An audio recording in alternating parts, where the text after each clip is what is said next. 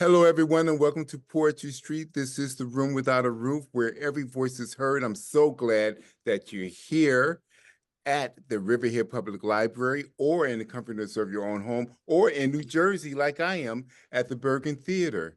But no matter where you are, we're so glad that you're here.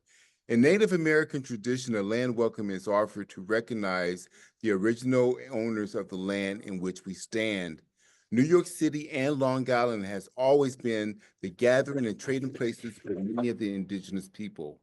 Poetry Street and our work in Riverhead and other areas of Long Island is situated on the ancestral and unceded lands of the Lenape, who are the original caretakers, also the Canarsie, the Shinnecock, the Montaukett, the Reckonwalk, the Marseille, and the Haudenosaunee.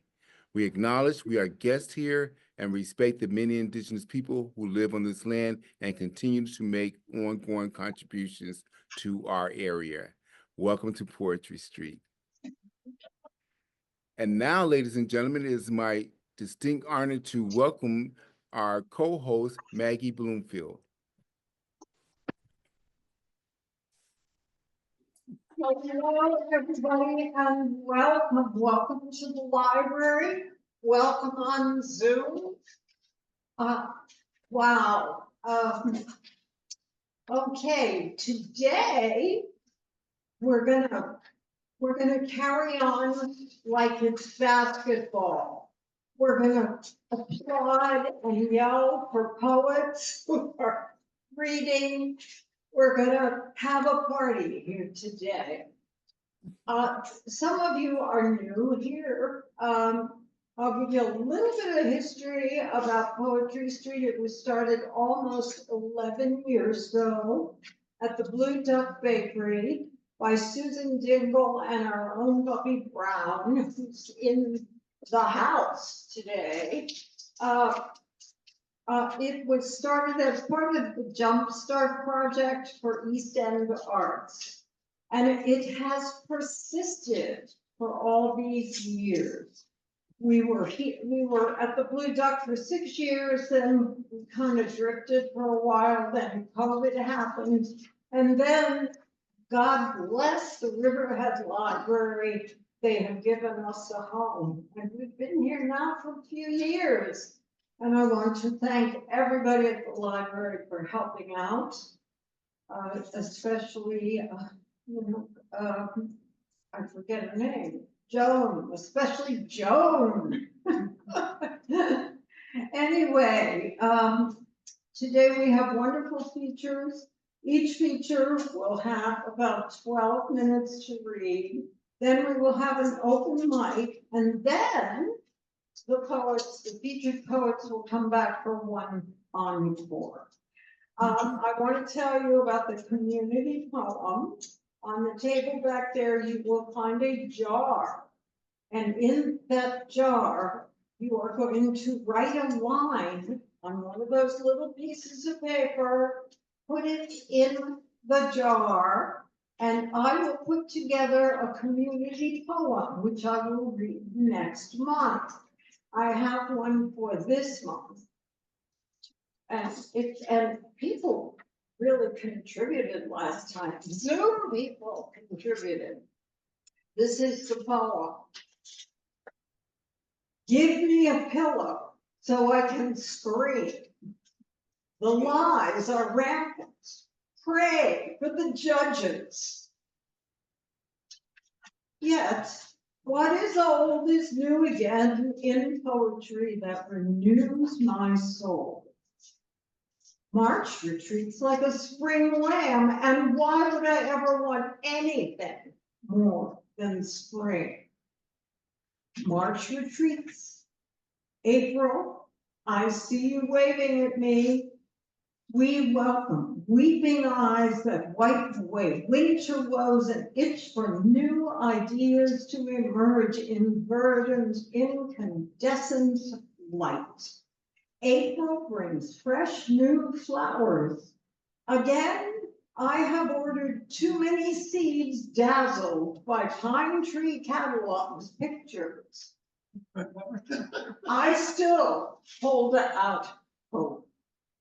Spring forward with grace and a smile on your face. Rejoice, for the stream of love and quata is coming your way. I woke up with a big smile today.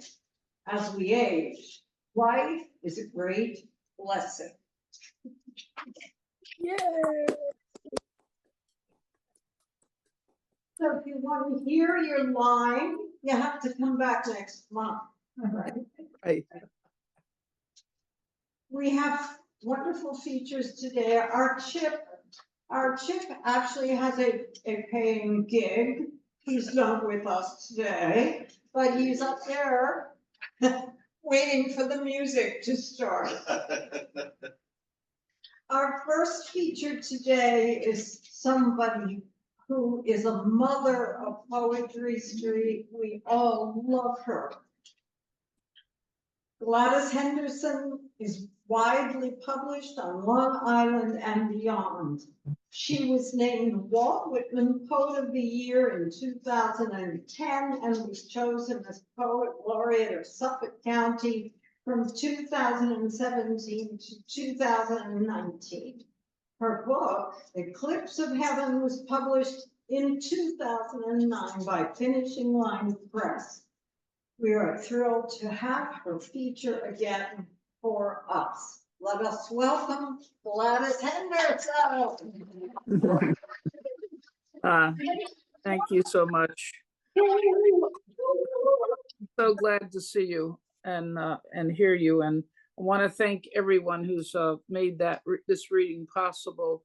Certainly the Riverhead Library and technical advice and expertise of Claire Lumberg, wonderful, helped me out a great deal. And of course, the founders of Poetry Street, Susan Dingle, Bobby Brown, Chip, and of course, the talented and inspiring Maggie Bloomfield, who is the person who just said so wonderful things about me, and they're all lies. And I just that you know that nothing is the truth. And anyway, it's been my pleasure to create this reading for you and also for myself. And I say that because I am a little self-indulgent, because it's going to have both narrations of both new and earlier poems.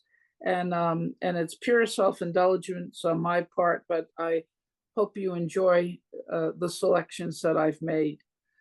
The first poems I present were written while visiting Monhegan Island, a place I love to. It's 15 miles off the coast of Maine. They're about relationships. You'll hear language that's about loss, it's about love, and it's flavored by the work and vocabulary of men and women who make their living lobstering. I start with the first poem, Island Morning.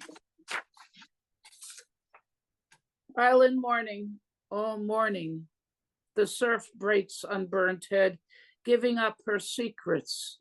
She throws them on the rocks, one word at a time, whispers, cries, a nursery rhyme, the sound of a man's voice. Eggs roll in boiling water, I watch the clock. A voice in my head from childhood speaks. Only 3 minutes. The toast is down, butter and marmalade sit on a cream-colored plate. I place the eggs in a small white bowl, carry them to the table, take my knife and break the egg in two, turn it yolk side up, pinch on grains and salt and pepper, swallow the history of my mornings. The cries of an animal rise from the beach. Someone must love it enough to search for it. Leaves are turning upward, the sky white with rain. Too cold for a stranger to find me, too far for a friend to walk on unknown ground.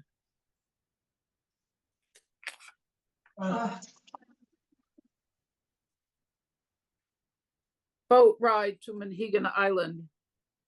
The ocean breaks green when it strikes the island, foams with white, angry spit. A small trawler has stalled our arrival. The crew tries to offload quickly, but the force of the waves makes it a difficult task. The bow bangs against the dock as if it's an enraged creature that wants to escape. Our captain circles the landing ramp, passing through whirlpools of waves that he's created. The hull pitches violently, a roller coaster that has lost its track. The few passengers still standing lock their knees to avoid falling. We're like a school of fish swimming the harbor, circling in closed rank, changing directions with the force of the tide. The mate tells me it doesn't matter if you fall in. You'll die from hypothermia before you drown. I asked for a life vest anyway. Tell him I'll take my chances. I decide to escape my worries during those roller coaster moments by reminiscing. I think of the cedars and their lush aroma in the wind, the softness of your hand in mine as you walked me up the hill, sea fog as it moved off the ocean and flowed down the main road, incensing the Vaughan house where we stay, beach roses climbing the trellis just as it was in the Wyeth painting, the pantry with spices whose use-by dates were 20 years prior, the lights that were all gas.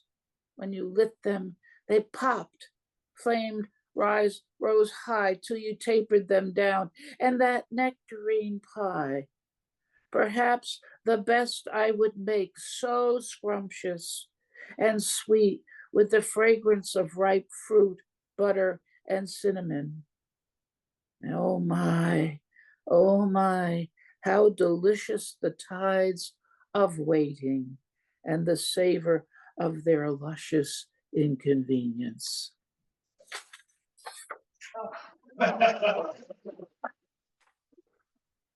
Imprinted. Suited in yellow oilcloth and waders, hands raw from ropes, they lock their legs against the movement of the swells and draw their lobster traps until they stare into their graves. This is the work of the hungry, the rising eastern sun going unnoticed, a wedding band of gold melting away the night. What could free them from their living graves? For some, it will be the change of light from rich to lean, the weight of time and its precision to measure beginnings and endings, or the taste of their mouths lost on their way out to sea, recalled in a daydream about lovemaking, or pain that has no prejudice, that destroys pleasure with each indentured moment. On the window this morning, a feathered ghost, startled image of a dove in flight, nothing left of her except the impress of her wings, beak wide open, her songs pouring out.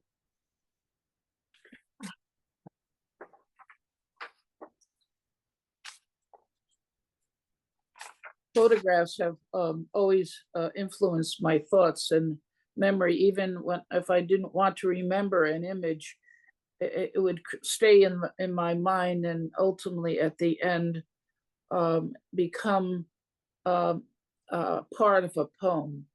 These next two poems are about a postcard from Hiroshima, or Hiroshima, depends on how you want to say it, and the other from a newspaper article about civilians escaping war. On the way.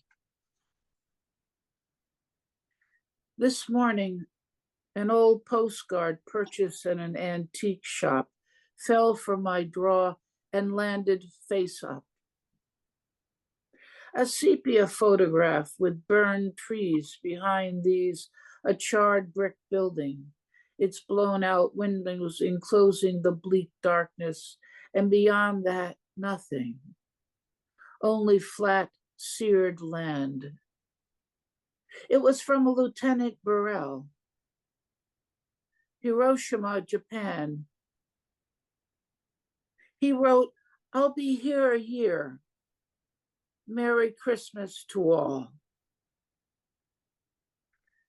This morning, our president tweeted to the North Korean leader, "Will someone from his food-starved regime please inform him that I too have a nuclear button, but it is much bigger and more powerful than the one he has."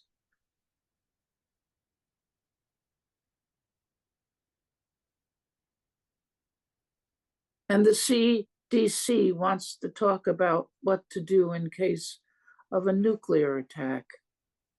Their message highlighted with a photograph of a mushroom cloud. Snowfall and bitter cold today under a shaker blue sky. Beneath that snow on the sidewalk in town, sun heat on autumn's last leaf has scorched images on the concrete. Fragile leaf patterns, memorials to life once overflowing. Like the silhouettes of men and women I once saw in the National Geographic, stenciled onto the streets from the heat of the atomic bomb.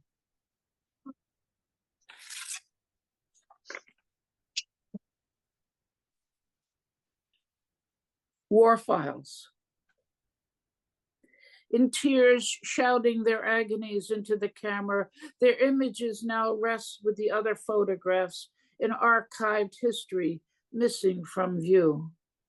But I still see them. I still see them, their delicate bodies running from war, bombs torpedoing them towards another hiding place, scattered like unwanted stones ripped from the land by the steel plows of war as discarded matter, inconvenient interruptions to the planned advance. The 3-year-old rides on his father's shoulder, his hand reaching out for comfort. His face contorted with fear and frantic crying. The father runs, and the father and son run with the others like a herd of panicked deer pursued by hungry wolves. There's no safe direction. Wolves will wait for the weak to fall. My mind film rehearses a different ending each time. Their fleshed images running horror on faces that will not go away. The child has curly blonde hair like me when I was his age. Would anyone know what happened to them? Does anyone know what happened to them?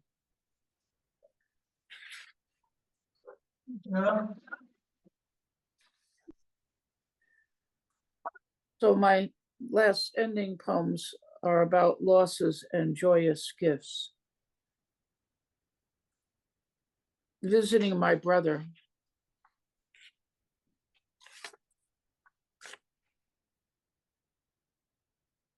Visiting my brother after the war.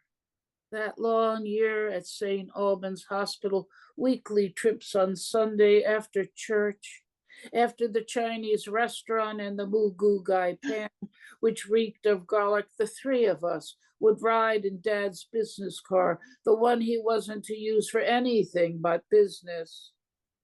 And we would cross over the Throgs Neck Bridge, making our way to Queens. I was 12, prone to car sickness, but every Sunday we drove for 2 hours towards the city with its traffic jams and horns. We knew we had arrived when we passed the statue of the Marines struggling to raise the fallen American flag. all of them reaching with outstretched arms as I imagined I would when I saw you. But that year, I wasn't permitted to enter your room, had to wait in the visitor's lounge. Tuberculosis, your diagnosis, couldn't make a chance. They couldn't take a chance, they said, not with my being so young.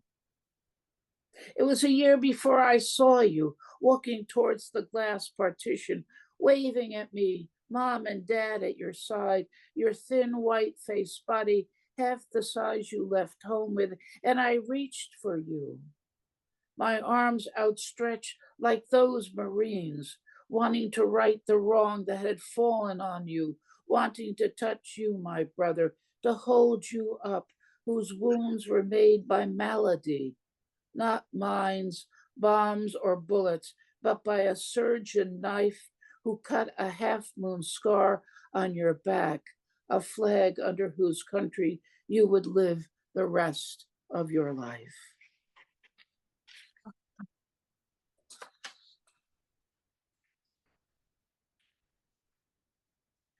Flag etiquette. Blood on the ground, Charlottesville or any town, yours may be next. Hatred is an equal opportunity employment for those who choose.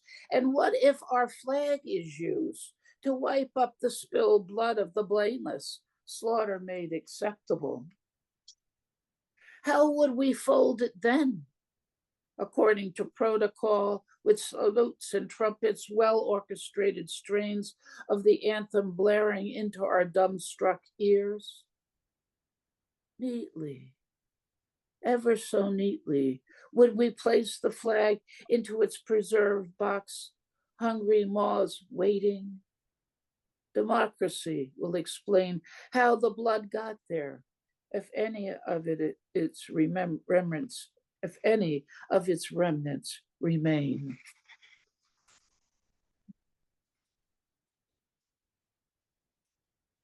Illumination. Oh, how sweet the silence of heaven's perfectly crafted stars, flawless, obedient, their rainbow of colors, prism of the Creator's voice. Oh, how sweet the sound of heaven's light when it descends with benediction into this beautiful, brief life. Oh, how sweet the silence of heaven's perfectly crafted stars, flawless, obedient, their rainbow of colors, prism for the Creator's voice. Oh, how sweet the sound of heaven's light when it descends with benediction into this beautiful, brief life. Thank you.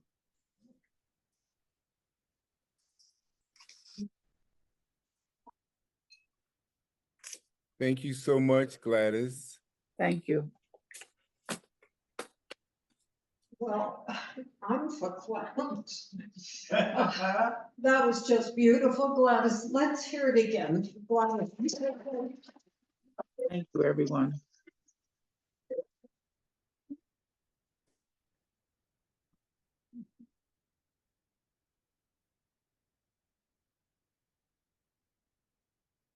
Our next feature, online as well, is Robin James. She is lifelong creative. She wrote her first song at just 5 years old about rain and sun coming out. In 2017, she published her first book of poetry, drawing from her experiences with marriage, divorce, and motherhood, and personal growth. Robin currently lives in Atlanta, Georgia, with her husband and works in marketing. She enjoys trail walks, cycling, photography, and unwinding with a good craft beer or a cup of coffee. Help me welcome Robin James. And I have to say, she's also my sister-in-law. Yeah. And that's the added bonus for me. Ladies and gentlemen, Robin James. Thank you, everyone. I want to thank Poetry Street and my brother Chip for inviting me to do this. And as I was saying earlier, I'm dealing with something very personal at home right now as we speak. So I know that I'll probably only be able to get through one poem.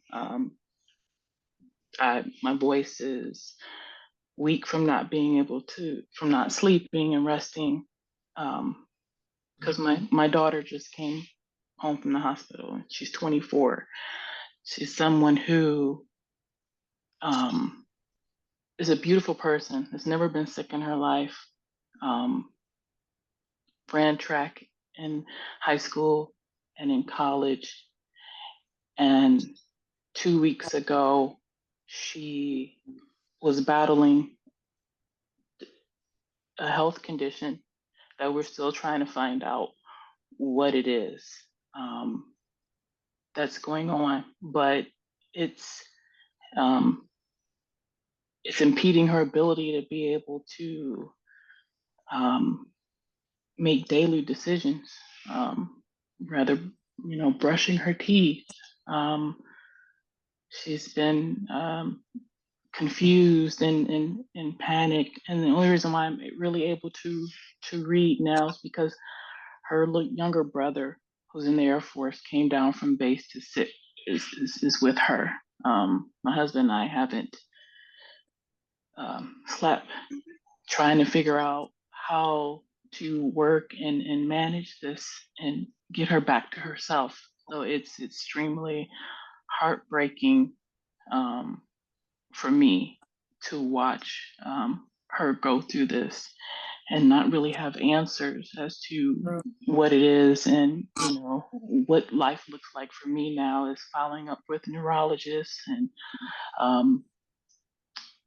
further doctor appointments and testing to try to find out what it is that is causing this. So I wrote this poem a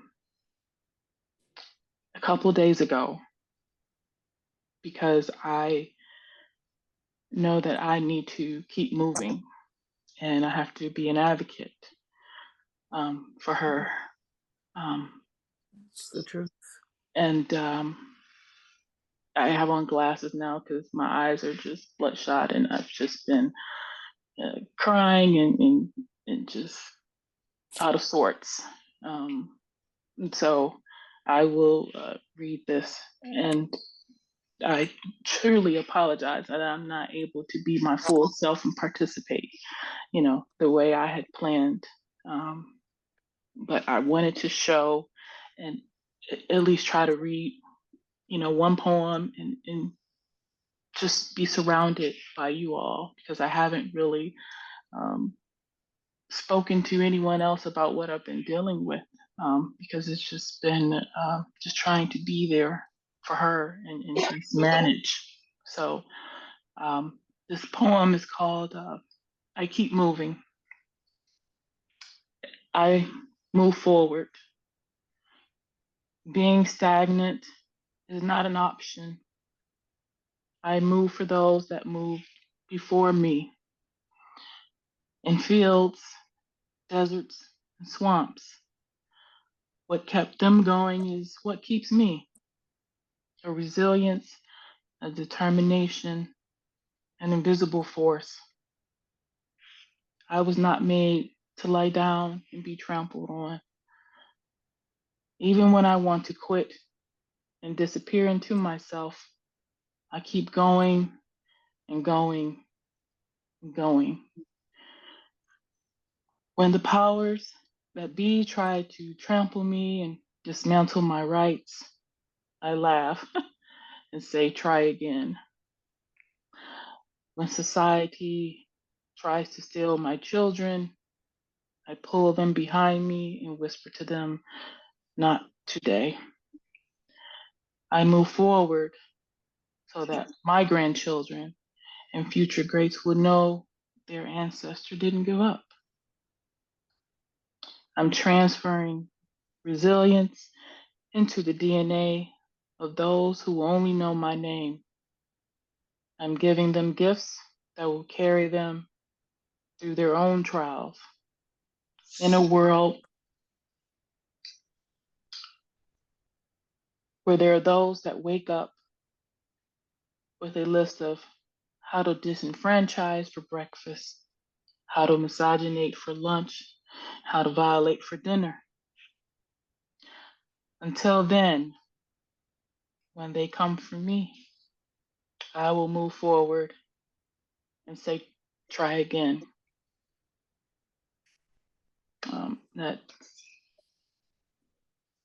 That's all I have for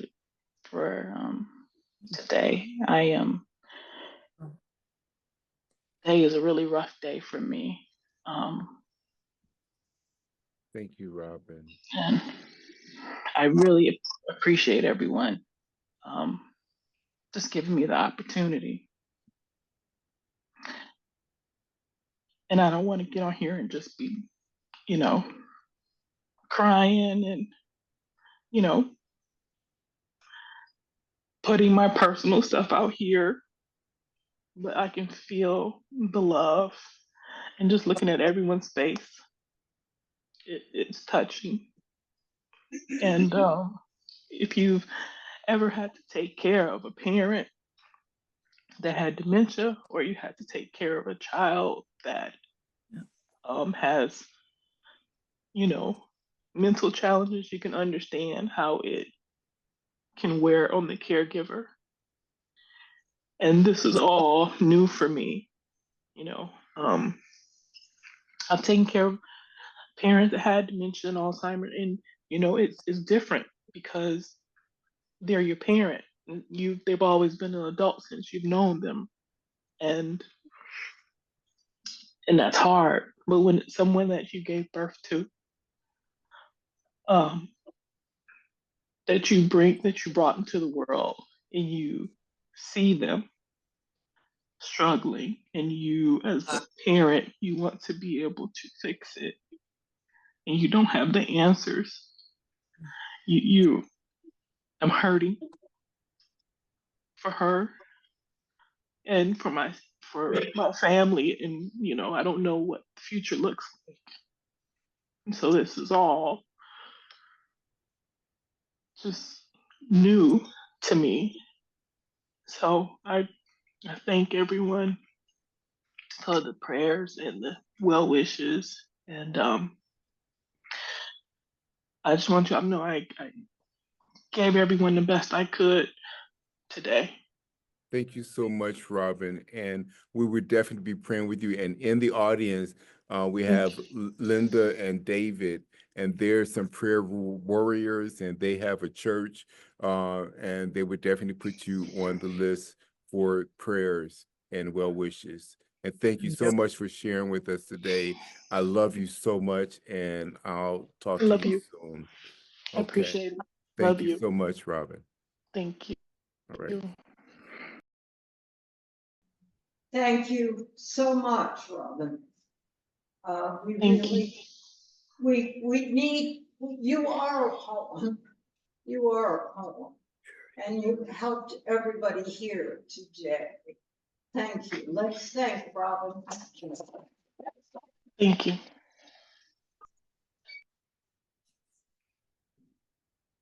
Okay.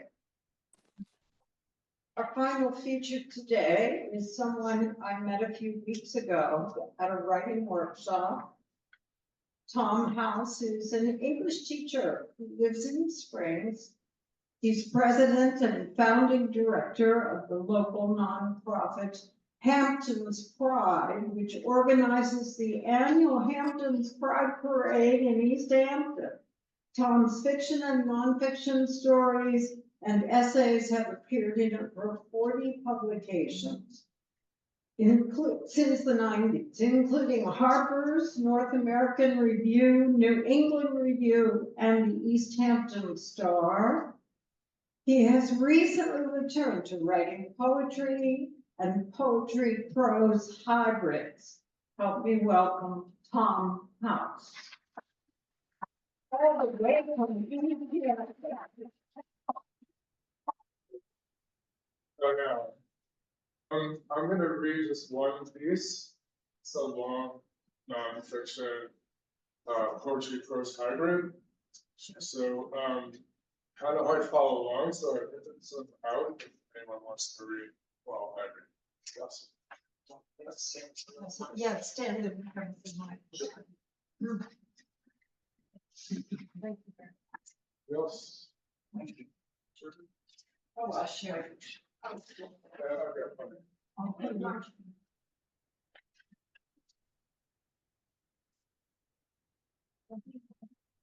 Oh, you know what, what's that here? Tom? Okay, everybody? All right.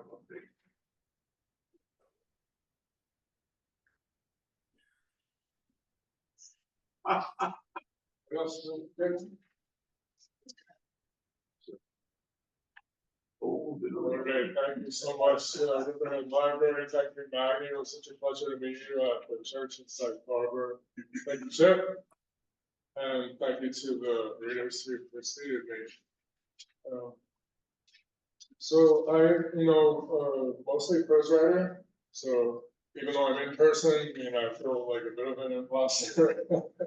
The only live person, but a bit of an imposter. I'm mostly a prose writer. This piece, I started as prose 4 years ago, and then just abandoned it. Didn't know what it was going to be. I couldn't finish it. And then just a little while ago this fall, I was like, I'll just go back to that and finish it. There's part of the end that might be a good call. So then I wrote it all as poetry. I didn't like it. I wrote it all as prose. And I was like, but there's parts of this that were really better when broken up into lines. So I went back and forth. And finally, it's like, why don't you just let me go? Wouldn't be the first one, right? Wouldn't be the first one to ever write a prose poem hybrid. So once I made that decision, I was able to finish it. So 4 years later. And it's called Old and Alone. With the title in quotes, not my words. This is nonfiction, and it's dedicated to my dad, John House Jr. His dates are October 31st, 1931 to June 4th, 2020. This poem is dated July 13th, 2020. 3 awful words my 86-year-old mother says on the poem. Broadside, a sun-dazzled Long Island afternoon. From West Boca Medical Center, pneumonia, a urinary tract infection, and a right leg that stopped working. This, 5 weeks after burying my father, her husband of 67 years. She isn't talking of herself, but of an even older woman, other side of the partition, undergoing tests all day. She must be really sick. My mother's pneumonia isn't COVID related, but she has to stay overnight anyway, maybe 2 nights, till the antibiotics take effect. No visitors allowed, not for months, let alone now, as Florida breaks the US record for most new coronavirus cases in a day. She, like every other patient, is trapped. Nothing but a phone, if the phone has any bars or battery left, and the struggle to keep it charged, the outlet so far from the bed. My father wasn't technically alone when he died, though that may depend on how you define alone. My mother and 2 of my older siblings were still living in the house with him. They were all in separate rooms when he retired to his den chair after a late breakfast. He was working on another Sudoku puzzle that had occupied an increasing portion of his days before drifting into his usual nap. Only at some point during this one, the extraordinary event occurred. He stopped breathing. His exhausted heart with eating, along with whatever becomes of a person's personality, a person's voice, feelings, spirit, soul. I give up a helpless awe to fill the protracted silence after my mother says the words. They are doing such obvious parallel duty. Then she confirms it. Poor thing, I know just how she feels. I imagine her looking across the room to the other woman, so small, half-conscious, her body almost unfindable in the twist of sheets and tubes. But this is all very dark. I shouldn't be keeping you on the phone with this. What do you mean? I say. I've been waiting since the morning to talk to you. I don't expect you to be all cheery in the hospital bed. That seems to reassure her. Oh, okay. We talk more then. So a nurse has been threatening to arrive any minute. Does. For years, he could hear almost nothing. I've never quite negotiated the parade of increasingly sophisticated hearing aids. People shouted, enunciated, scribbled on whiteboards. What? What? One or the other would eventually throw up their hands. Never mind. Okay, never mind. Finally, he gave up on significant communications.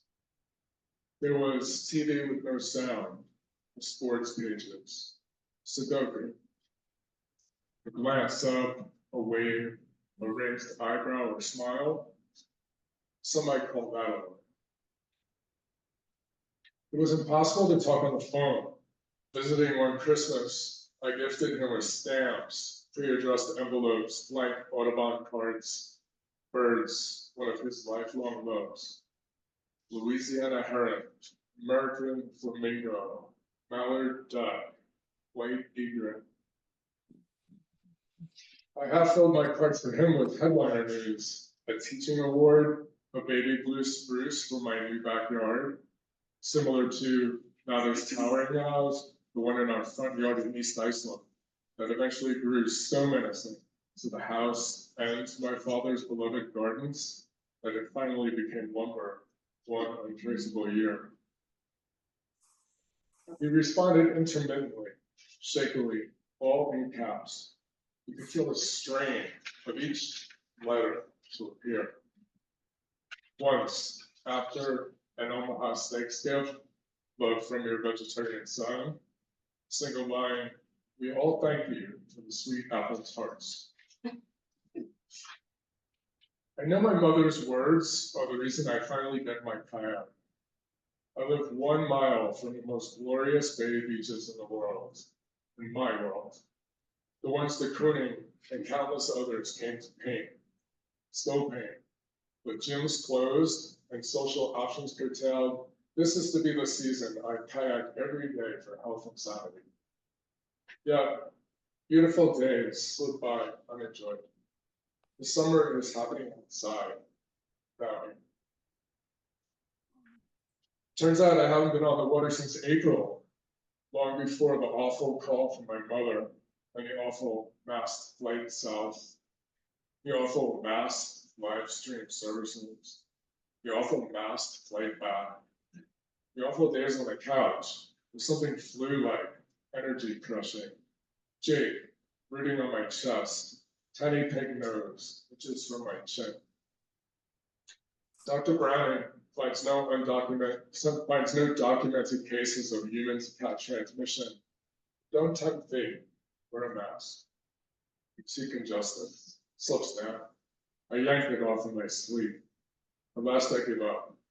Thankfully, Jake, my other cat, Aussie, whom he forbids near the couch for me, is fair. Meanwhile, the awful wait for a COVID test, till I am lucky enough to refresh the appointments page at just the right nanosecond. See our line of cars in the Cornell Hospital parking lot, stretching all the way down side roads to the highway. An audiobook, phone calls, notes for a story, or a poem, maybe a hybrid. We can keep a whole sentence together anymore. They got a paragraph.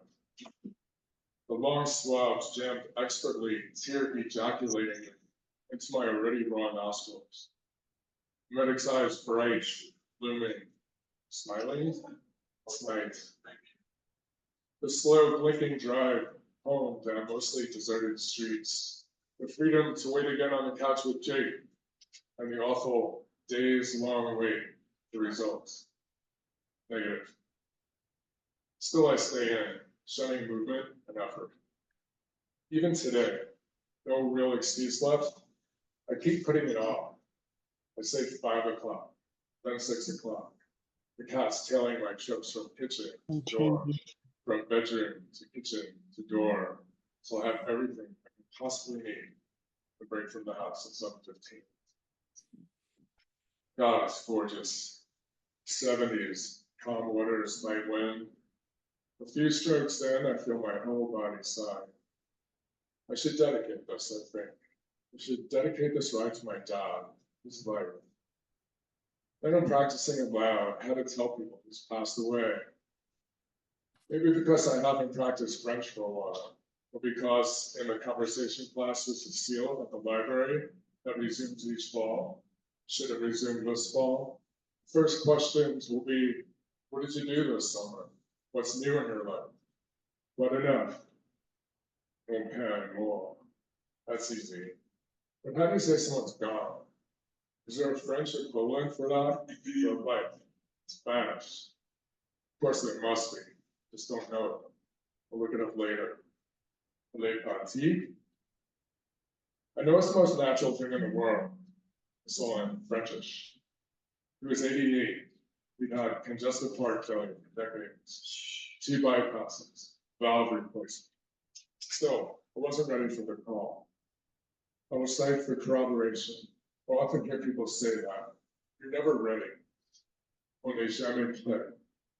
Like Cecile and the other class members will nod. On n'est jamais prêt. Those deep spring sunsets. Turn your head for a minute, rehearsing some lines so not to forget it.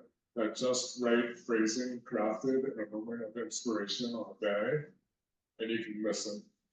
The magnificent fiery drum of it, slipping from view. Damn it. Just the ashy aftermath now, arcing over the horizon, faintly blue, fainter wisps of disappearing paint.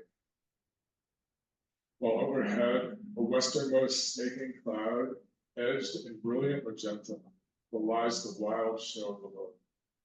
In Delaware, then in Virginia, then the Carolinas, Georgia, Florida, and my mother, and the older, really sick woman, lying in hospital beds, lights dimmed, TVs bluely humming, on to Cuba and the Caribbean. How many others like that? And the rest of us one day. Those words I loathe to repeat. Wow. Wow.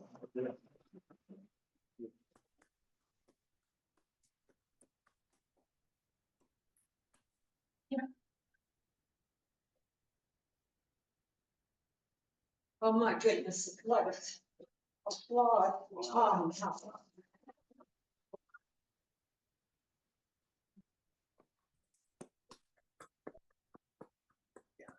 Let us thank all the teachers today for showing up and for sharing and for presenting their glorious work.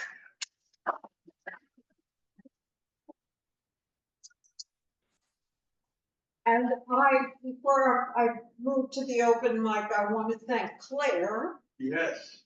For her incredible technical knowledge, and Yep. my husband, Mike Gary, who's hiding out in the back of the room, for filling in for Chip. Chip was present though, but let's not everybody. Because We're going to move into the open mic. There are a few rules. You can present one poem, not your longest ever, one fairly short poem, please. There are a lot of people online and in the room who want to share with us. I wonder what that was. We will start with we'll start in the room because he's been waiting a long time. He was the first one here. We'll begin with Warren McKnight, followed by Bobby Brown, one of our founders, and Diane Morelli will be third. Okay. Actually, hello. Actually, if I could start first because I'm gonna Yes, have Chip, to of go to course. work. Okay. Yes, Don't forget, Chip, baby. go for it. Thank you. And then Warren. Okay. This is called TikTok. First of all, I want to tell everyone that Robin's daughter's name is Amina. So please put her on your prayer list. Her name is Amina. Amina. Yes. This poem is called TikTok. What of our lives would we make if only we knew how many breaths we had left to take? With each and every tick of the clock we survive, it's another tick we should rejoice for being alive. If we only knew how many more breaths we had left to take, or what of our lives and our legacy would we make? To love, to give, and to share the light, and to embrace another chance to make things right. To how many would we say, I'm sorry? To whom would we choose to forgive? How different would our life choices be if we only knew how long we had left to live? Maybe we wouldn't take our blessings for granted or easily forget those who helped us in our journey, nor would we neglect to care for the seeds we planted. Of what of our lives and our legacy would we make if only we knew how many breaths we had left to take? What lessons can we really learn? And who would we want to keep close? From whom would we refrain? What would we change, give up, lose, and burn?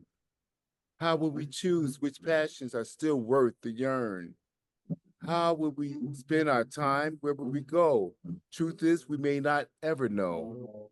Are you so confident you can say each second you remain without regret, doubt, and shame, you will continue to live your life the same? Tick tock. Thank you.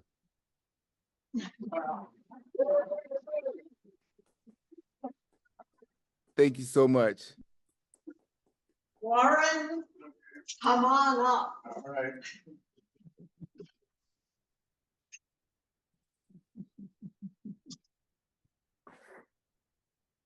Warren McKnight's my name, and the only thing I can say, people here have such depth and feeling and meaning, and now a little bit light shallowness here to get things moving. I'm a student of history all my life and legends, and all legends have some fact to them. And this is one I'd like to cover. Do you ever hear the song Big Rock Candy Mountain? Yes. Well, if you Google about that, you'll find that there's a place in southwestern Utah, outside of Springdale, a place called Zion Canyon. And believe it or not, that's where the Big Rock Candy Mountain is. It's a mountain composed of yellow, orange, and red various colors, shades of volcanic rock. And this is, well, many songs have been doing. This is a song that's from the 1930s during the Depression about the Big Rock Candy Mountain. We all have to make things better and have something to look forward to. And a lot of people who spend their lives dreary on the streets, I see them, and I get to know them, man. And we all need some hope and some dreams, and this is about a hope and a dream. One evening, as the sun went down and the jungle fires were burning, down a track came a hobo hiking, and he said, boys, I'm not turning. I'm heading for the land that's far away, besides the Crystal Mountains. So come with me, and we'll go and see the Big Rock Candy Mountain. In the Big Rock Candy Mountain, there's a land that's fair and bright, where the handouts grow on bushes, and you sleep out every night, where the boxcars all are empty, and the sun shines every day on the birds and bees and the cigarette trees, where the lemonade springs, where the bluebird sings, in the Big Rock Candy Mountain. In the Big Rock Candy Mountain, all the cops have wooden legs, and the bulldogs have rubber teeth, and the hens, they lay soft-boiled eggs. The farmers' trees are full of fruit, and the barns, they're full of hay. I'm bound to go where there ain't no snow, where the rain don't fall, where the wind don't blow, in the Big Rock Candy Mountain. In the Big Rock Candy Mountain, you never change your socks. And the little streams of alcohol come trickling down the rocks. The brakemen have to tip their hats, and the real old fools are blind. There's a lake of stew and of whiskey too, and you can paddle all around in a big canoe in the Big Rock Candy Mountain. In the Big Rock Candy Mountain, the jails are made of tin, and you can walk right out again as soon as you walk in. There ain't no short-handled shovels, no axes, swords, or picks. I'm going to stay where you sleep all day, where they hung the jerk that invented work in the Big Rock Candy Mountains. I'll see you all this fall in the Big Rock Candy Mountains.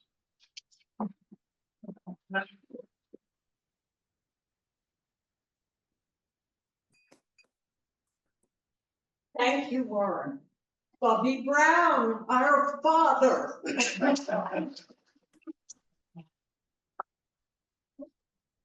afternoon, good afternoon, good afternoon. This is a poem by one of my heroes, Langston Hughes. And it resonates with me because first time I read it, it took me back to when I was a kid.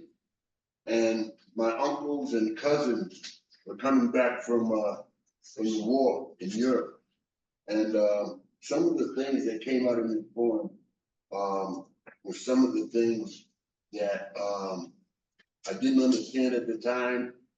Why would you not want to come home after the war was over?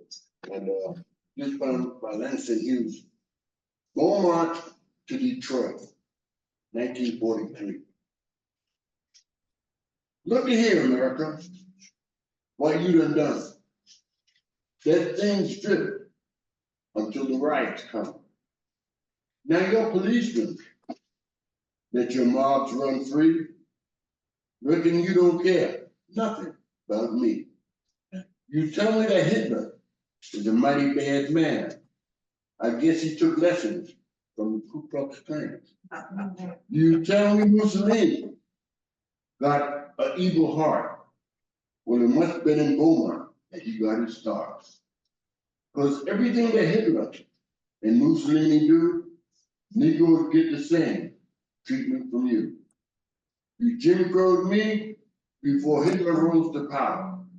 And you're still Jim Crowing me right now, this very hour. If you say we're fighting for democracy, then why don't democracy include me? I ask you this question because I want to know how long I got to fight both Hitler and Jim Crow.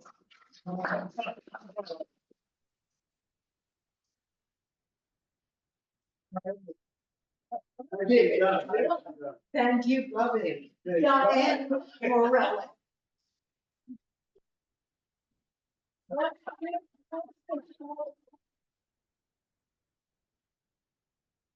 Hi, everybody. Is that better? Yes. Hi. I'd like to call my road called The Clothes Rack. It was dedicated to my son-in-law 5 years ago when his mom passed at 62 years old. The Clothes Rack. The day after you lose your mother is worse than anyone that's come before. You feel her all around you, even though you know she's gone away. Today is that day, a strange day, harder to get through than yesterday. It's the one when you remember how she used to take you shopping. You were a little kid and really hated that. You entertained yourself by slipping in between the garments, hiding inside cluttered clothing rack. When you least expected it, her panicked voice shrieked your name. You jumped out. Surprise! She was just as relieved by your appearance as you were to receive her embrace. You knew you deserved that tap on your bottom and followed. After all, you scared that poor woman so. Today, the day after you've lost your mother, you are that child once again. That youngster who's wandered off on his own in a crowded department store. At the same time, you are an adult, all alone in the bustle. You listen for that voice with no clothes rack to hug. You cling to hope, all the while knowing that you're not going to hear her call. Not today or any other day from now on. Thank you.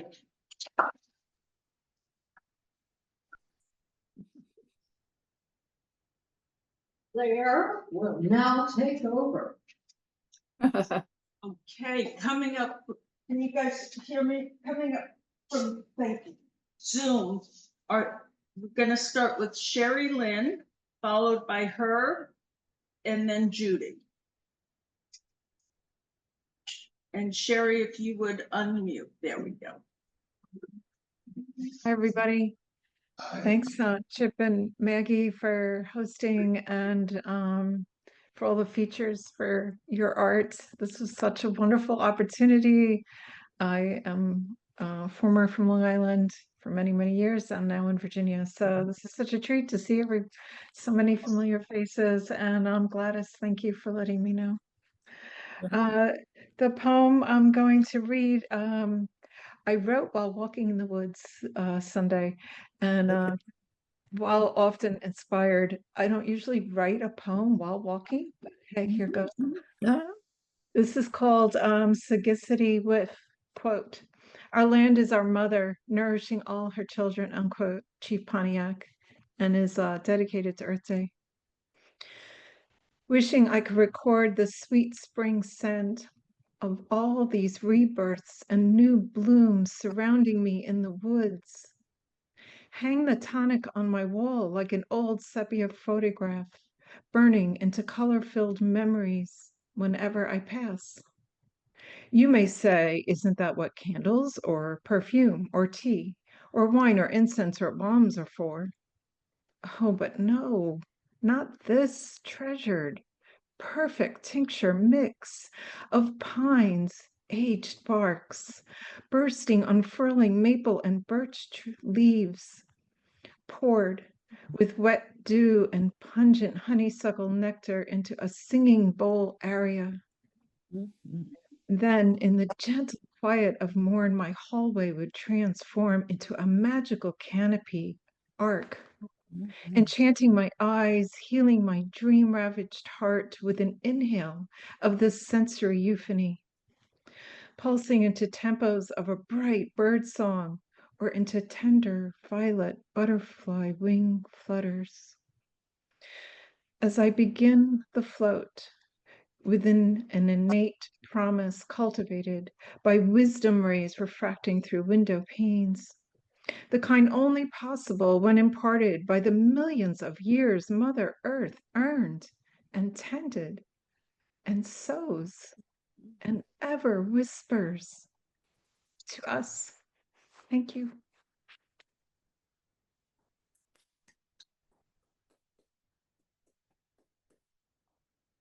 And now we'll go to her. Okay, I'm ready with the poem. Okay, this is a short one for the season, April 2023. The blaring harbingers of spring arrive, a greatly glowing yellow clarion call. Forsythia and daffodils revive, glow loudly, even in a hard rainfall. Now, multitudes of birds begin to sing. A black and orange oriole joins tunes with sweeping starlings. Sunlight sparks each wing, while careful robins guard their small blue moons. I'm 70. Spring doesn't care. It will, with flourishing flowers, songs, and warmer days, make me forget my age. My walk uphill will level off and pass more pleasant ways. Thank you.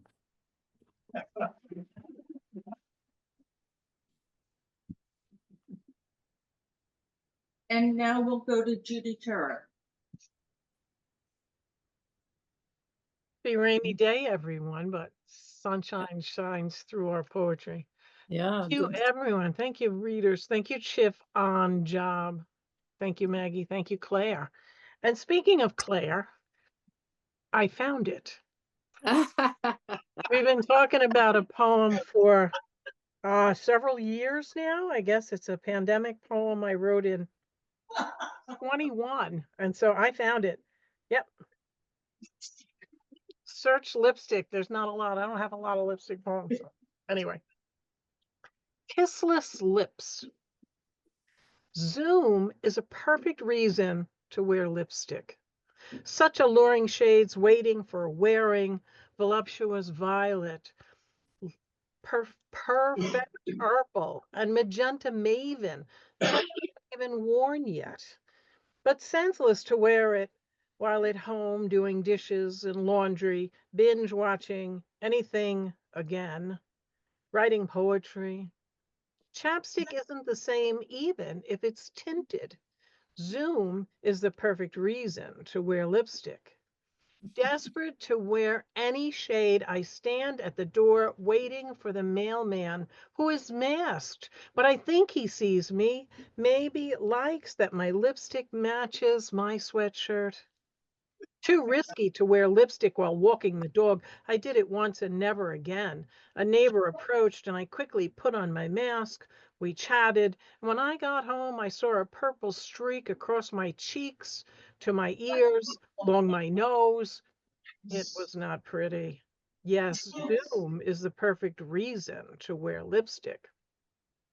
An active habit, I apply a bright purple gloss, run out to get bread, forgetting. On the way home, I pull off the mask.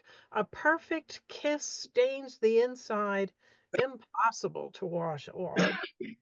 Lips remain pursed in waiting and wishing this pandemic was over.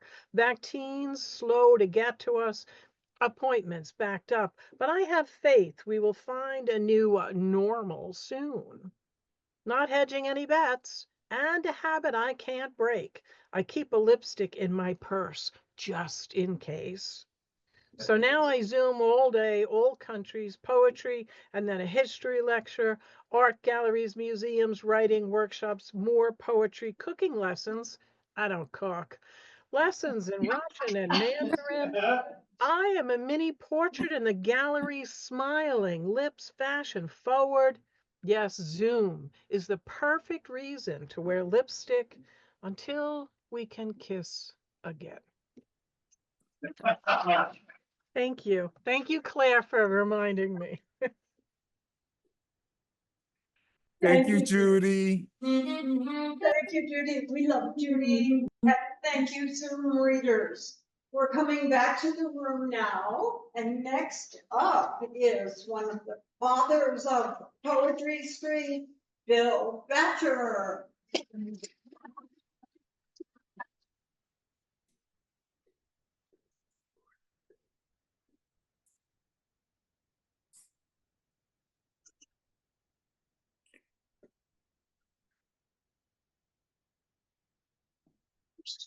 Envy.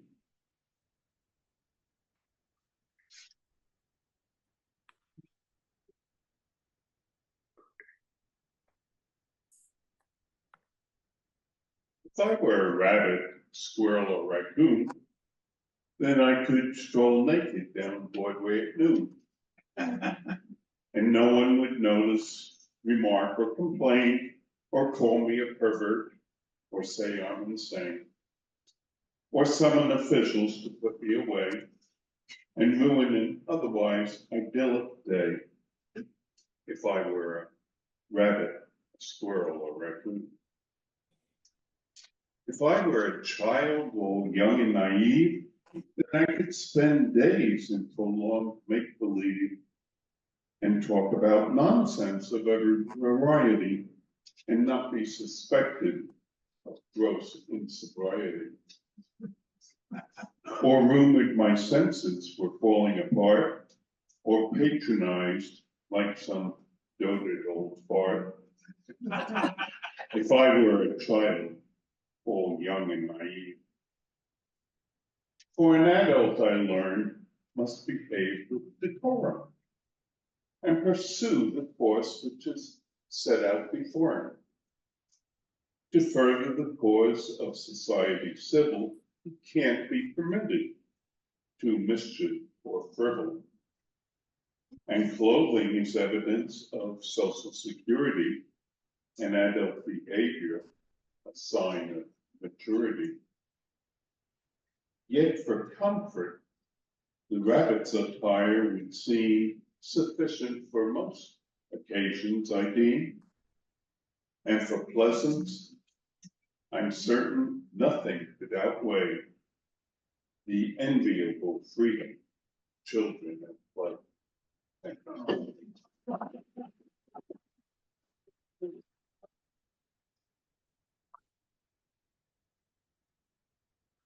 Thank you, Bill. Bill featured last month. Yeah. Did. Next up is Wayne Barr.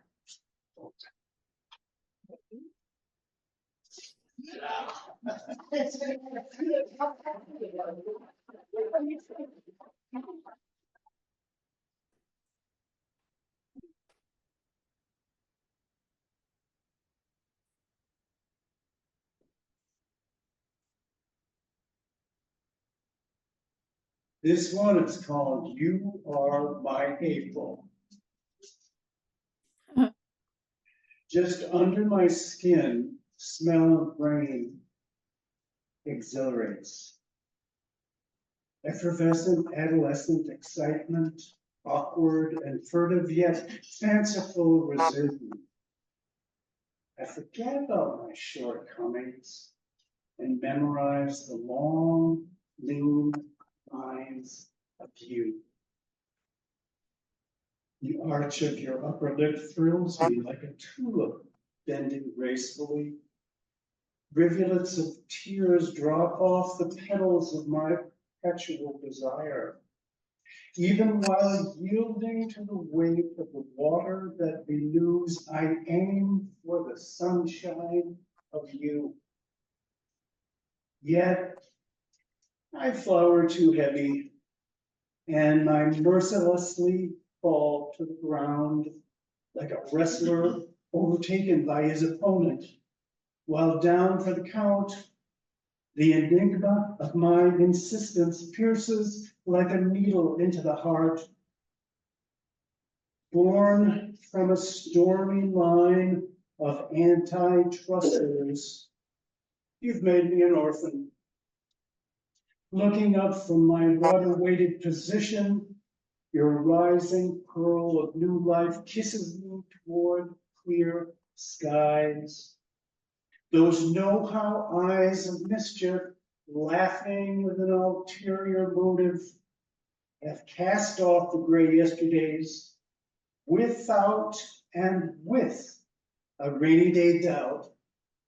I open once again, venturing into the pearl essence of now.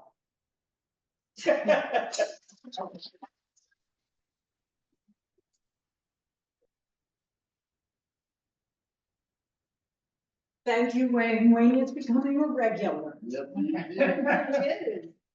Okay, next up, and she's featured in July, is Linda Hickman.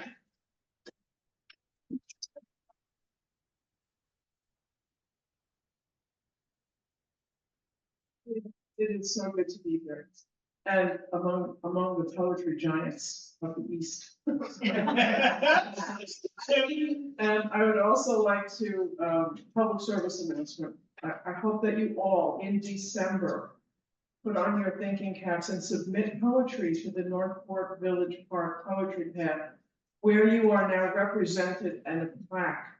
Thank you, poetry. So I'm going to start doing a countdown because people have said to me, no one told me, and I'm done. So I'm going to start doing a countdown. And now I'm going to read a poem. This is called A Tree Shanty, Scytherism, for the people of Stonington, Maine. They are dipped, brushed, coated with winter's confection. They are woodwinds. They are sunset's soundtrack. They are strung with soft needles. They whisper in the breeze. These are old salts. Their orchestra, a fleet of waves. Their song punctuates coffeed conversation, sets the halyards to singing. They conduct in a hurricane, waving their arms like an impassioned maestro, yet tamed by a greater hand. They dance in unison, as if no one is watching. The music they make, slightly younger than time, soothes the soul, calms the spirit, the euphony of trees. Thank you. Yay.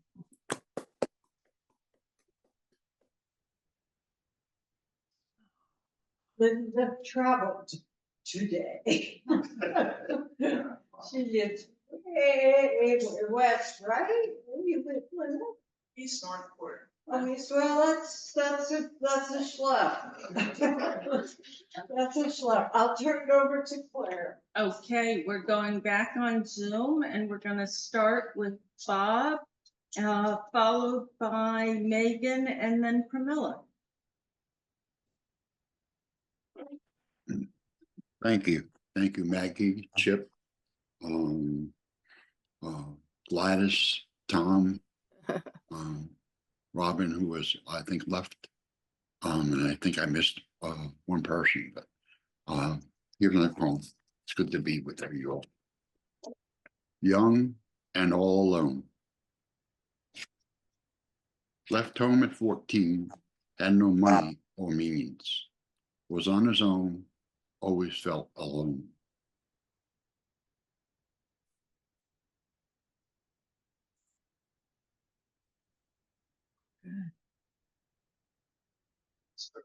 He froze. Oh no.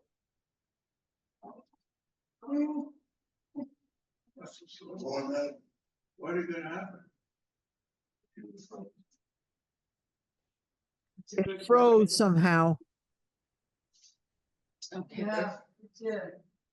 It's just as key. Everybody else is hoping. I got it. It's gone. Space.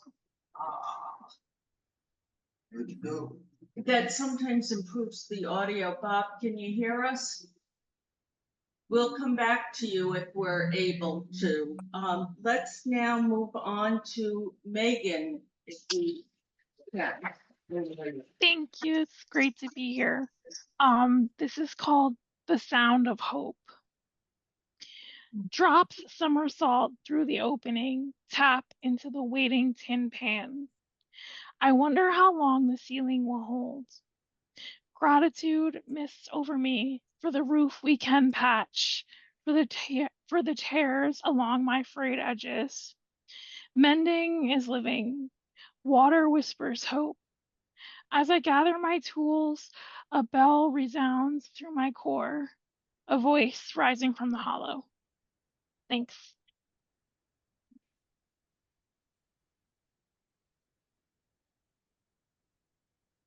And now I'd like to go to Pramila, followed by Jen Seth. There she is.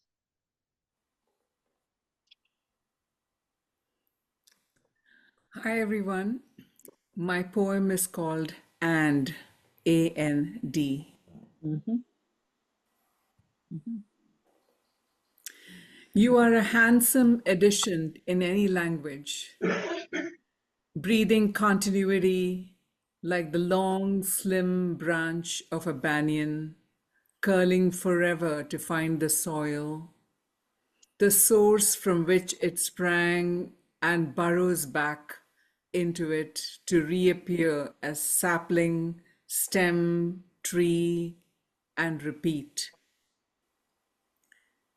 You are the grand avenue of repetition, the lullaby that drones in our ears like a celestial drum, boom, boom, boom, in the earth's mad spin around the sun, carrying us with it on smooth and rugged pages. You are you, small and monosyllabic, though in other languages you could be more, like in Tamil, apparam. How do you stay complacent when you inspire a whole train of words that drags you? When I wish to close, you are always nudging me to keep going. I am a runner, breathless, as I make the turn and crane my neck to see the goalpost. You know, deep down, you are the screw that turns the hydrant to keep it flowing, flowing, unstoppable, and. Thank you.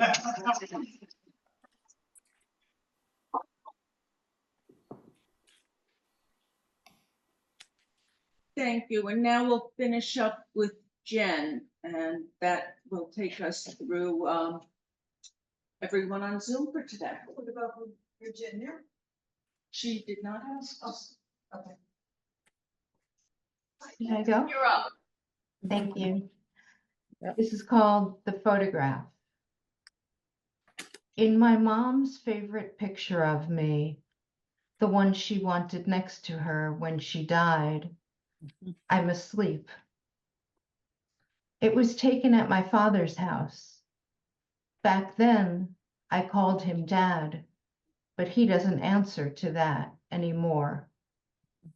Dad, I said, seated 3 guests from him at a dinner party. Dad, Dad, a few more times until I decided to say his name. I cringed as quietly, very quietly, I called to him. We were at his friend's house, and instantly he turned toward the sound of his first name. That was how I learned the word Dad no longer registers. In the photograph of me sleeping, an open book on my chest, my mom, perhaps, saw only an image of a peaceful nap. Or maybe she saw better days. She had said only, "I've always loved that picture of you." So, in her sunlit hospice room, this 8x10 photograph was with her when she went to sleep. Oh, wow. Wow. Thank you.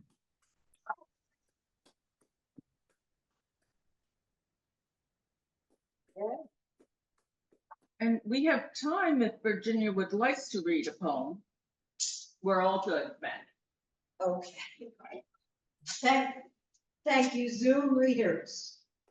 We have 4 more readers on this list. Is there anybody in the room who would like to be on the list who isn't? Claire, of course. Yes. Claire, we will save you to the end.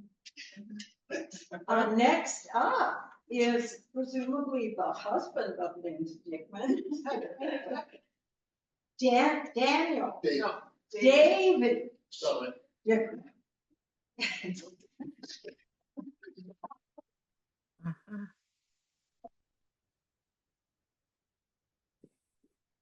you. I was gonna read an elegy to Sharon Anderson, who we lost last month, but I don't think I can get through it. I can hopefully get through this one. Dooryard Kingdom, after my father's reminiscence. The dooryard fiefdom was not overlarge, for the 4-year-old princeling left in charge. The barn to the west, garage to the south. Town road bordered the east, and castle to the north. The southwest was the smithy, the king's domain. The castle was ruled by his teacher queen, who left young master to his summer dreams. A just reward after 2 years of schooling, begun soon after, diapers and grueling. For his one-room schoolhouse was her domain.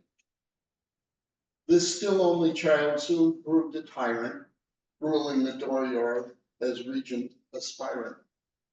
He ordered about the chickens and ducks, raising a cacophony of sports and quacks. In no uncertain terms, this was his domain. There was that one hen who would simply not mind, not heeding edicts, no matter what kind.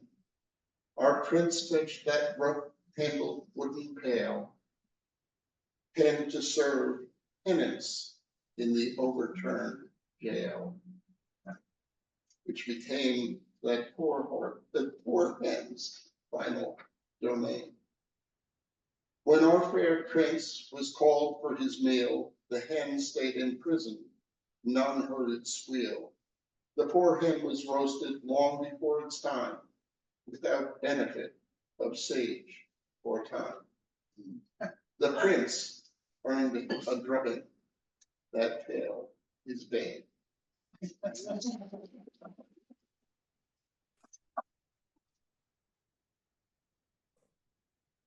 Thank you, David. Next up is someone whose name I cannot make out on this list. Hollywood. You, Hollywood. I can. what's your name? Larry. Larry, come on up. Larry, where did you do it? How did we?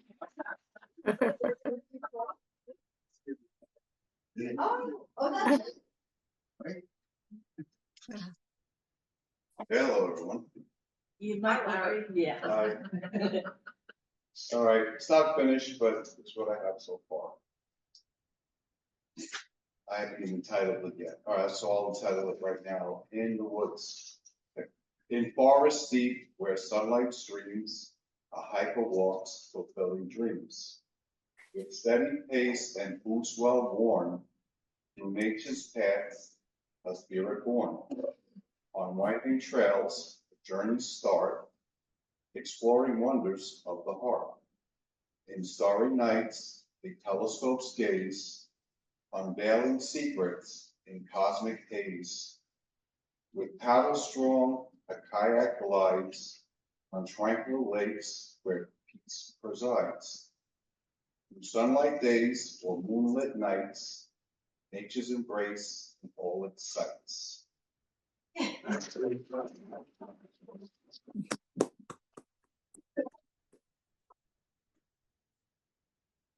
Thank you, Larry. Linda Bullock. Linda Bullock, sister of Bobby Brown.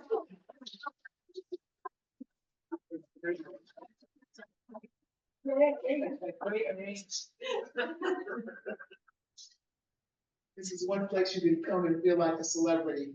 Thank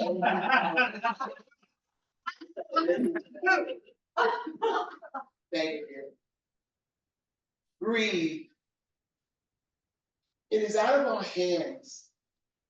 Someday maybe we will understand who did what, when, and why. Did they really have to die? Breathe. It's in God's plan.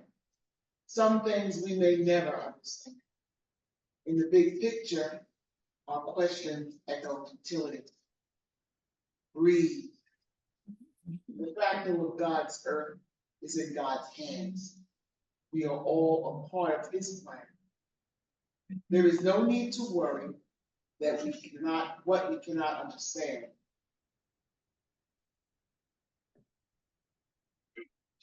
There is no need to worry that we cannot see the end. There is no end.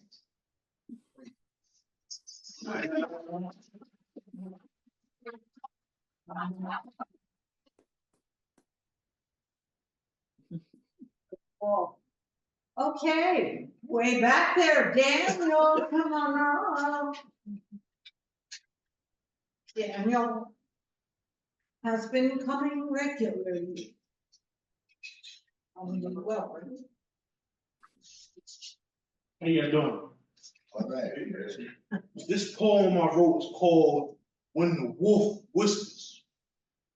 The wolf's whisper is like the whispers of the wind. The air telling me I'm going to win. I'm trying to live life without being in sin. Sometimes the wind is my truest friend. The beginning being the end. You can still hear the wolf's whisper in the wind. When the wolf whispers.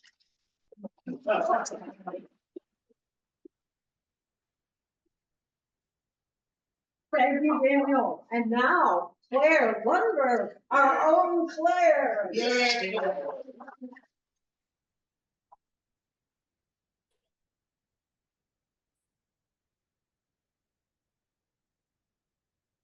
I'm usually so nervous I forget to thank the speakers, thank Maggie and Chip, so thank you all.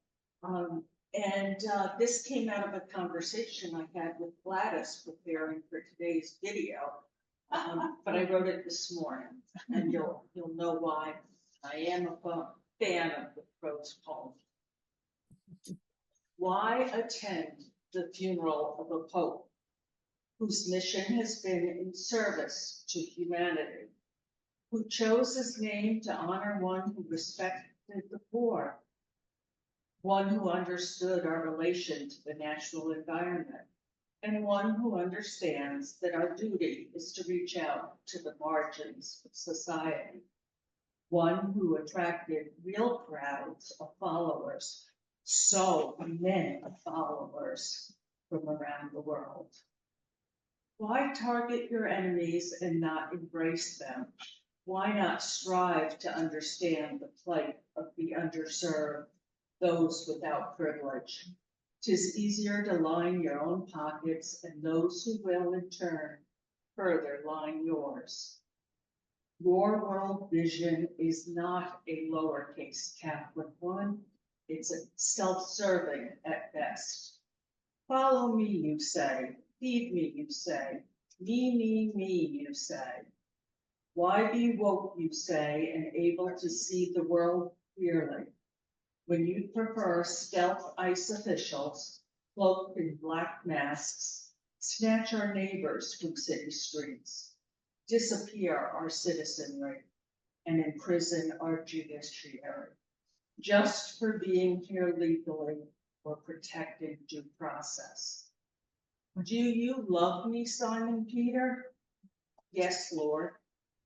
Then feed my lambs. Do you love me, Simon Peter? Yes, Lord. Then tend my sheep. Do you love me, Simon Peter? Yes, Lord. Then feed my sheep. Oh, what those millions of dollars paid to El Salvadoran torture camps could do to feed our hungry, clothe our poor, educate our children in service to humanity. No question. Amen. Remember whatsoever you do to the least of my brothers, that you do unto me. And truly we say to thee, when you say follow me, remember, you are not he. Wow. Wow.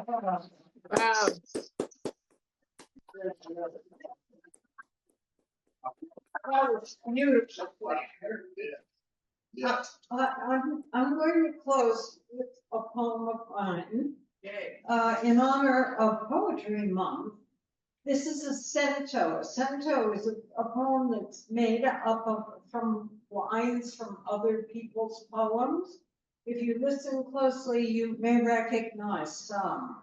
It's called Those Who Serve. I have read that you are dead, a dinosaur that's gone as far can go. The final coin has clinked, so many think, I pray not so. For I believe the rose is only sick, and that our contract extends beyond limited liability.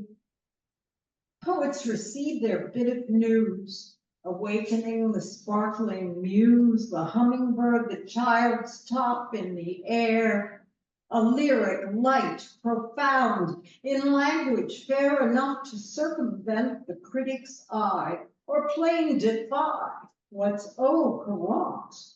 It may not haunt one like a frost at two roads crossed with miles to go, may circumvent the edge of many circles like blackbirds high in cedar limbs, but may, like ancient hymns, ignite a day for me and you, if you come too. Death, be not proud, for pens are prouder still. In hand they curse the dying of the celestial light and love the world with all the might of feathers nestled in the soul. Hold fast to dreams as death works his long day. Wonder what is yet to come as time's green orchard slips away. For what are years when poets long to write as pure a thing as joy, a song of self that mere contempt, like death on broomsticks, swoops to destroy?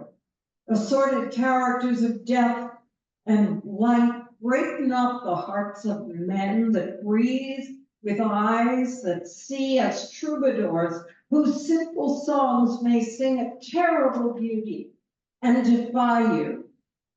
Death, poetry, thou shalt not die.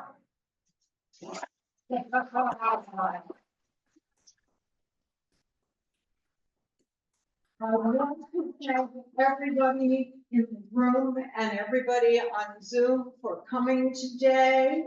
I want to thank the features. I want to thank the library, Claire, Mike, Chip. I guess Robin had to leave, so we will bring back. Yes, please keep Robin in your prayers. Yeah. Amina's We in her will prayers. keep Thank Robin you. in our prayers for sure. Shall we go to Gladys? Let's bring back Gladys. Okay, Gladys Henderson. thank you. I'm reading a poem that I love to read, and I very rarely read it. I thought that I might share it with you today. It's called Gone Missing. Brindle and lean, a mutt in every way, the third dog of our family of dogs, offspring of a cocker spaniel and collie mix. We called him Brown because that was mostly the color of his fur, though Cinnamon would have been more like it, but Brown was the proper name for a male, Cinnamon far too ladylike. He would curl up in Grandma Schmidt's chair, ears perked, waiting for me to come through the door. I loved to play with him. We'd carry on for hours, me throwing the ball as far as I could, and he returning it over and over again. Later, we would sit together, his chin resting on my shoulder, and he would stare at me and smile. Yes, I said smile. Always a oof, not far away, should a stranger come to our door. Not any small flute like oof, but the baritone bark of a wild wolf. A long tuba note, part growl, part howl. He was a good dog, and he didn't eat much, At least that's what I told my mom. She didn't like him, never knew why. Wasn't a handsome dog, sort of homely. The day he went missing, she didn't even call his name. He's gone. Gone for good, I thought. Then 6 months later, walking with a limp rib cage like a harp, he walked up the front steps of our house and greeted me with a moan, a brief wag of his tail. I fed him. He didn't eat much, fell fast asleep, head resting on top of his food bowl. In his dreams, his feet raced. He howled as though running from a beast. It was a long, mournful howl, one that I'd heard in the woods before when I had lost my way, and the crumbs I planned to follow back home were eaten by mice. And I thought that there was no one who cared if I ever returned. Thank you.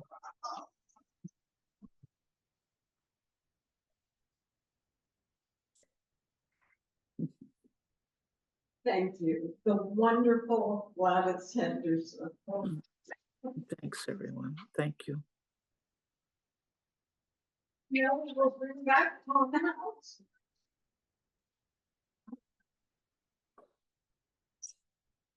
Thank you. What now? Thank you for having me again.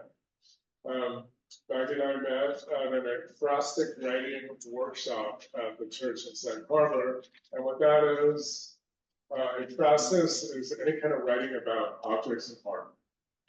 And we wrote about typewriters because there was an exhibit of Tom Hanks typewriters at the church at the time. The church is not a real church. It's a cultural organization that used to be a church. But in any case, it was with Star Black, and she was terrific, I thought. Oh, yes. Anyway, on my own, I started it in class, and then on my own, I did a poem about Henri Rousseau's The Sleeping Gypsy. So kind of helps if you look at the picture. And, if the poem doesn't work, we have a beautiful masterpiece. Okay. Remember this? Anyone know it? Yes. Okay. So this is kind of like a real acrostic poem, not bad, but peaceful. And it's called Rousseau. Henri Rousseau was the French painter. This is 1897, I believe. So it's called Rousseau Said. A lion chances to pass by, picks up her scent, yet does not devour her. Of course, he said it in French, wouldn't you?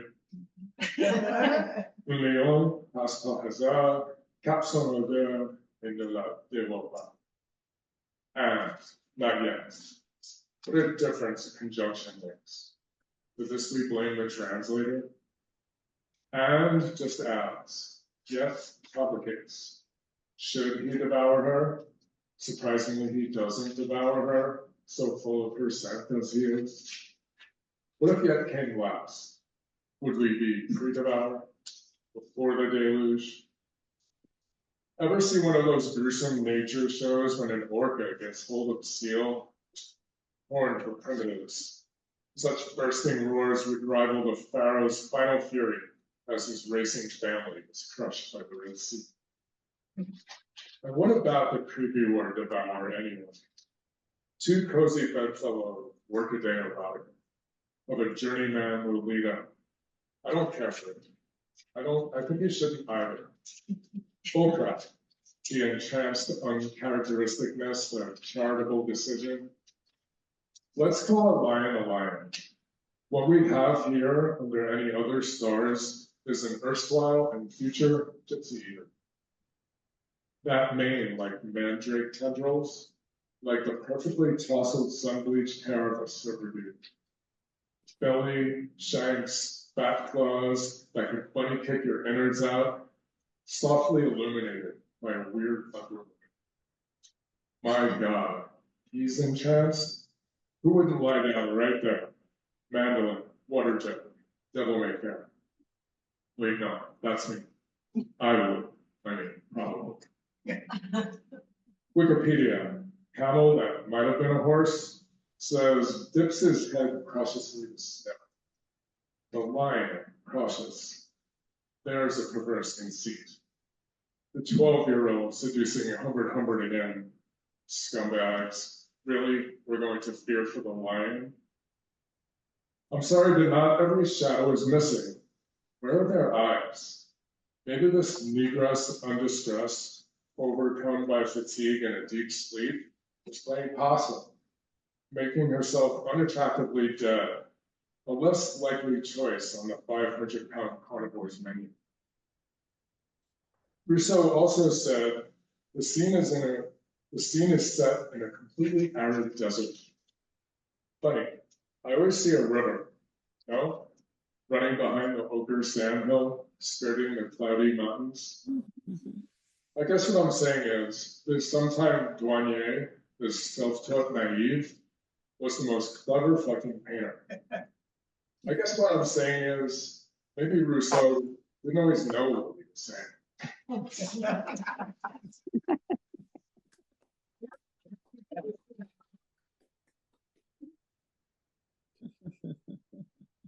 Thank you so much, everybody. Now you can go home.